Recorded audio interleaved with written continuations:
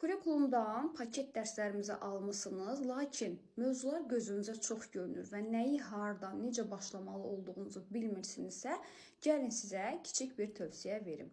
Dəyərli sertifikasiya imtahanına hazırlaşan müəllimlər artıq bilirik ki, imtahanlara 2 aydan az bir müddət qalıb. Bu müddət ərzində daha öncə kurikulumu öyrənməyən müəllimlər və yaxud da ki, üzərində işləməyən müəllimlər günə bir mövzu olmaqla təbii ki, testlərə də daxildir. 2 saat ayıracaqsınız kurikuluma. Bu 2 saat ərzində tətbiqimizdə olan video təhlilləri izləyərək Time kitabından oxumağa ehtiyac yoxdur. Biz hər bir mövzunun qısalmış şəkildə üzərinə PDF-ni yerləşdirmişik.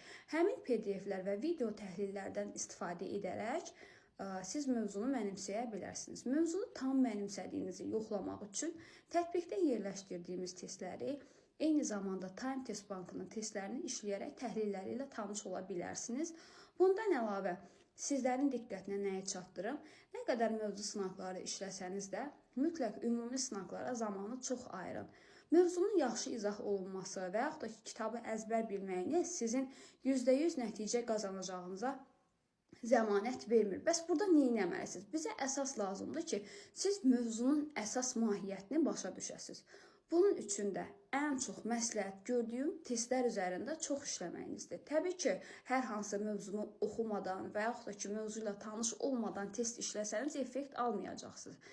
Deməli, sistemli şəkildə ilk olaraq mövzunu öyrənəcəksiniz, PDF-lərində tanış olacaqsınız. Bundan əlavə, əgər kitabdan oxumağa səbriniz varsa, təbii ki, kitaba da müraciət edə bilərsiniz, istisna deyil. Hər bir mövzunun mövzu sınağını işləyin və oradakı səhvləri təhlil edin, səhv şəklində qalmasın. Və dediyim kimi Time Test Bankına mütləq önəm verin və ümumi sınaqları sistemli şəkildə işləyin.